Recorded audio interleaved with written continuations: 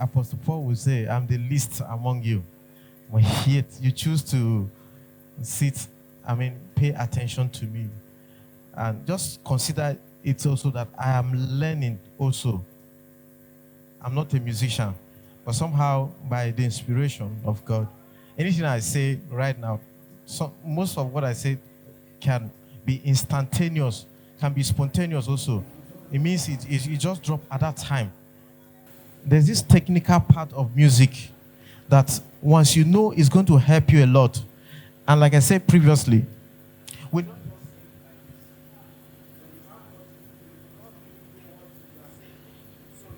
actually use electronics to project your music. If you don't sing and possibly you play, there are thousands of buttons there that are summarized under 3 categories. We have a button there for sound engineers. Whoever is engineering sound will at least get familiar. Are you with me? We get familiar with some parameters that you need to tweak. Now, for some that design their own sound, we also have some stuff there for you. Assuming your piano was too harsh, you want to play with your ADSR, is there?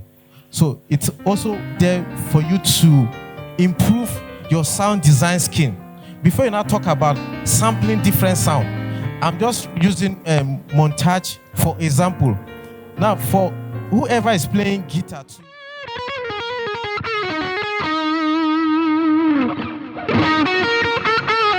we have so much that is bundled in that hardware. So your understanding of it will not just make you one of the best, but it's going to shape your music. It's going to present your music very fine. You see, my voice actually is not the real voice that's coming out from the system. Why? Because we have room that add a lot of variations to what I'm saying. But somehow we have in-ear monitors that when you know what you're doing there, anything you hear is also what you're mixing. And so that's just the essence of this training. To train the musician, the sound, the technical part of music, and also training the audio engineers, the musical part of sound. I want to talk about creating ambience, creating atmosphere in worship, atmosphere in sound, then atmosphere in music. There are 3 things there. Atmosphere in worship, connecting spiritually. Then atmosphere in sound. Then atmosphere in music. So from these 3 different perspectives, can somebody explain one of the atmosphere you understand? So we can actually start from there, sir. Can we start from you? The condition of a place at a particular time. Atmosphere is the particular condition of a place, the state of a condition of a place at a particular time.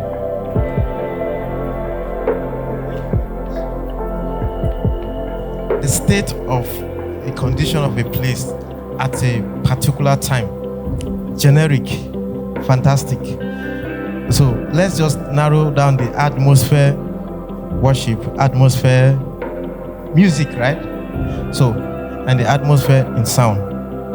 Now these 3 actually work together. It means somebody has to be musically inclined, and somebody has to understand spiritual things also, and somebody has to understand sound for us to integrate these 3 together. Now, talking about atmosphere from sound perspective, the sound engineer or tech team understand perfectly different genre of music. You mean you can like mimic the ambience, the atmosphere in any music. Now, for instance, if you are singing Hillsong, there are things that define Hillsong.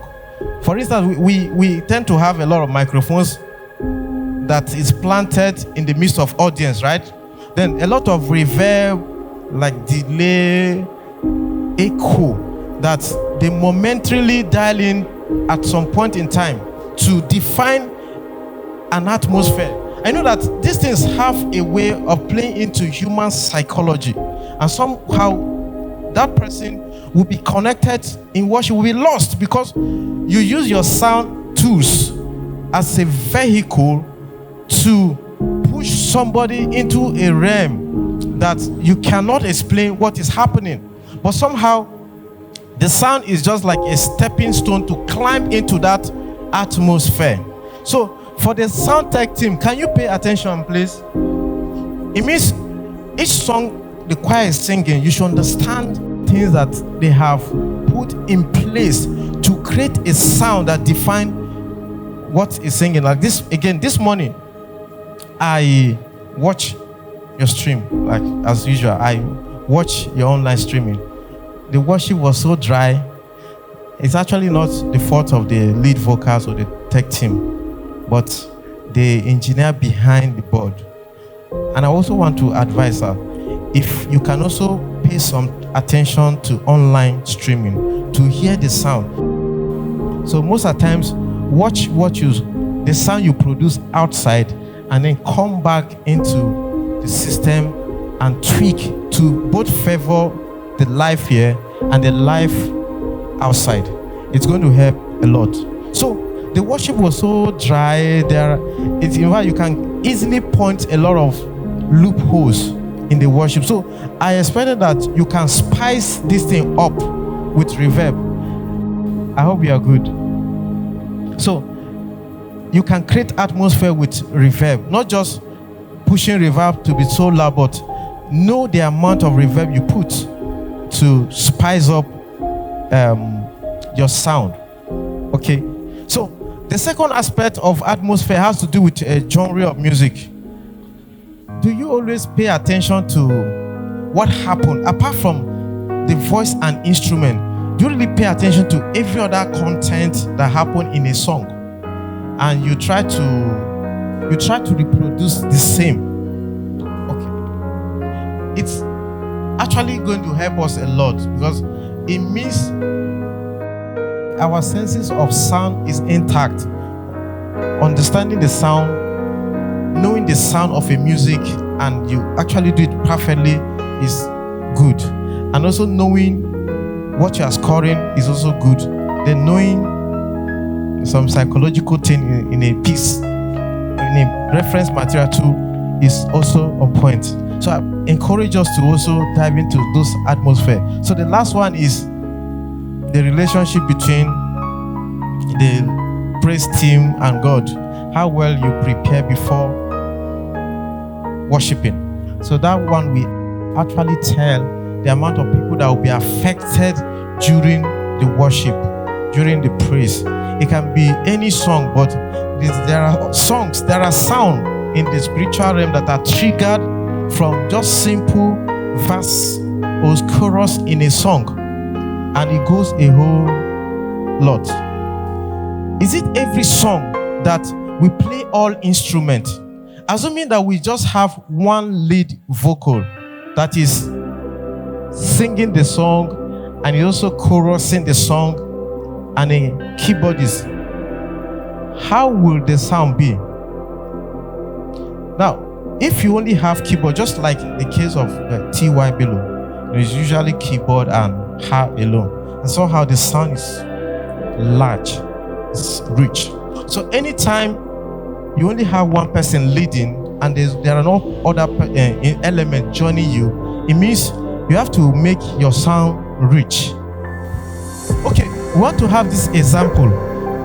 It means we are going to have two elements, in quotes. Elements means one keyboard and one vocal. And let's see how we can make the sound larger than life. Create ambience. Make it rich in this room. Okay, let's start from the aspect of mixing. No, what are we supposed to do here? It means we have to create some ambience for him. Create something that will trigger him on stage and also make people to connect in worship. So there are so many types of reverb here, so you need to study them. We have hall reverb. What it means is that you are trying to sample sound from empty rooms, like cathedral, like big hall that when you enter in and say something, you have a lot of reverberation effect. Now we don't need to look for big room and mic them to capture the sound, as it were. But we already have them digitally sampled in our system.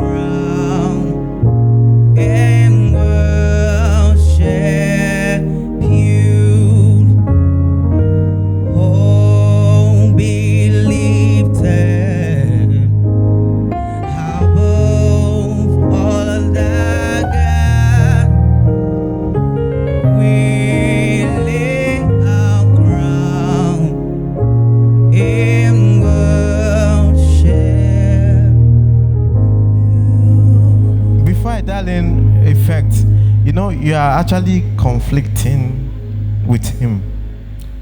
So if you can pull off your pad so high, and then the piano should be buried in, so even when you are doing those stuff, it's hidden. So the pad will also create atmosphere for him. Okay, while you are doing that, I'm going to dial in reverb. So I'll bring the mic to you, please. All right, can we take it again? And then you should go more lower octave so that it's rich.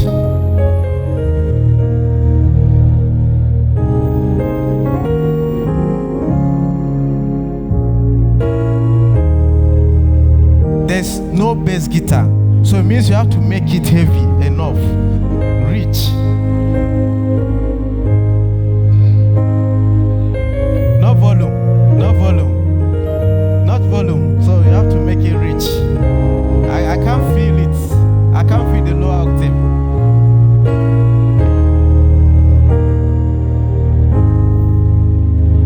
Like that. So I'm putting.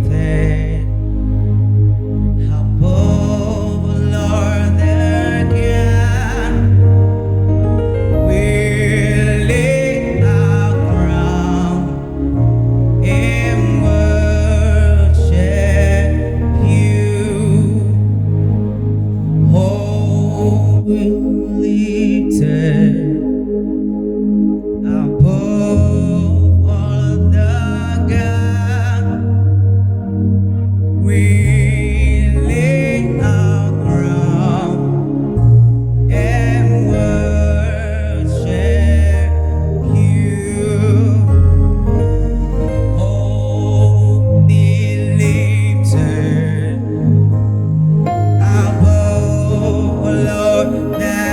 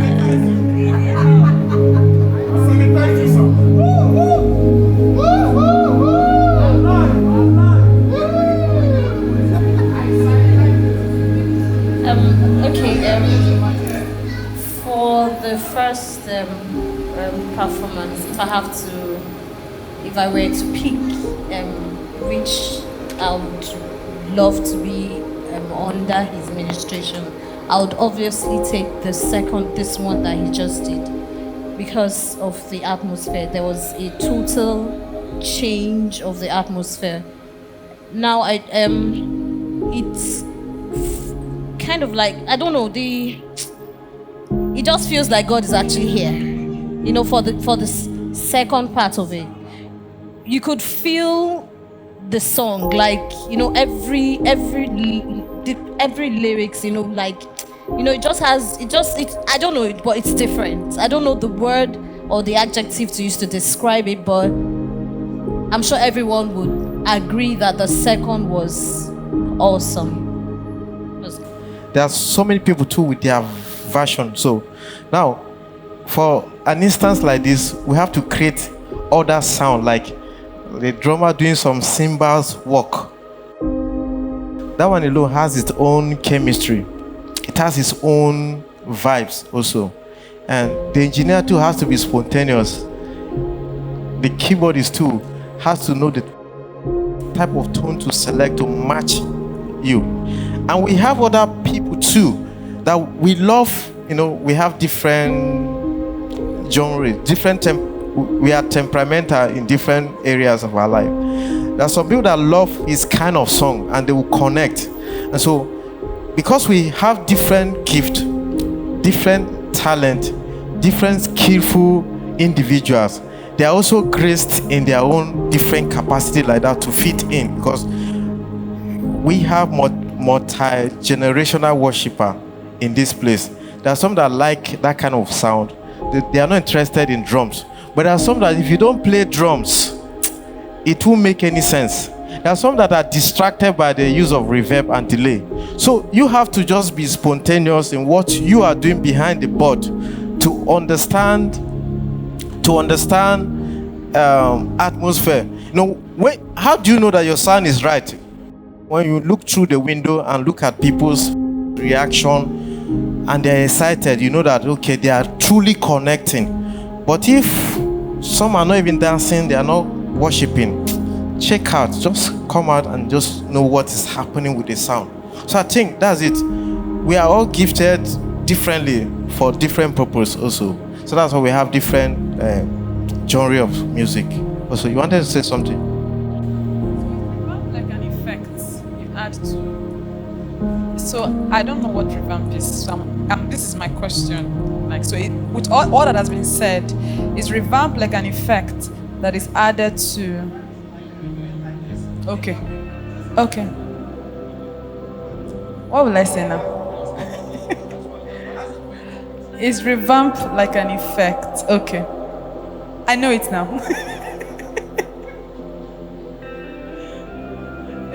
Thank you very much. Okay.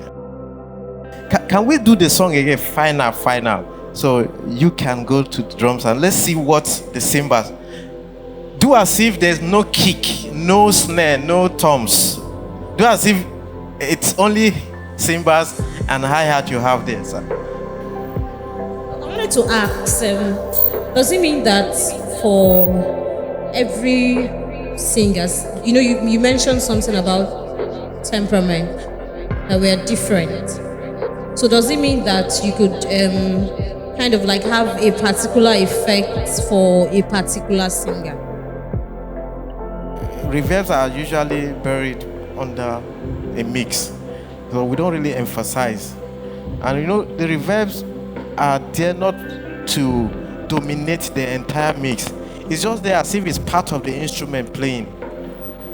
Okay, maybe if you watch few videos, recent video from the T.Y. Bello, so you'll be able to understand what happened between her voice and keyboard. So just something like that. I want to see how we can create something here like that. So it's just something that is happening in between human vocals, human voice and the instrument voice. So there's something in between, and that sound must not dominate the lead vocal. So, but we don't add this kind of reverb in praise.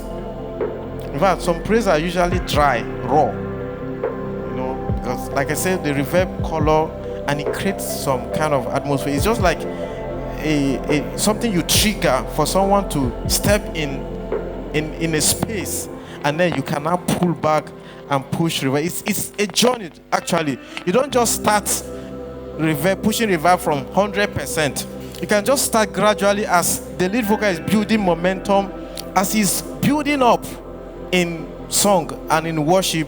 You're also intensifying in your application until it gets to the peak where everybody is worshiping.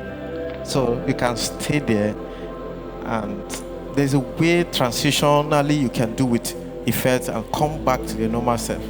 So I don't know if I've answered the question. You've answered that one, but the other one for individual, Okay. you know, I'm sure that has to do with the engineer. Yes, That- yes. Do you pick a particular reverb for a particular type of singer, or who has that temperament? You know, like what you said. Yes. You could. Yes. Okay, so it depends now. So if for the responsibility is now on the engineer. On the mix engineer. Okay. Yes. So that's why I have to make sure it's here today. All right, so that's it. So can we sing the same song with additional cymbal arrangement? Then from there you can come in. So it means you have to go to your mic. But after like 2 songs, 2 cycle of a song.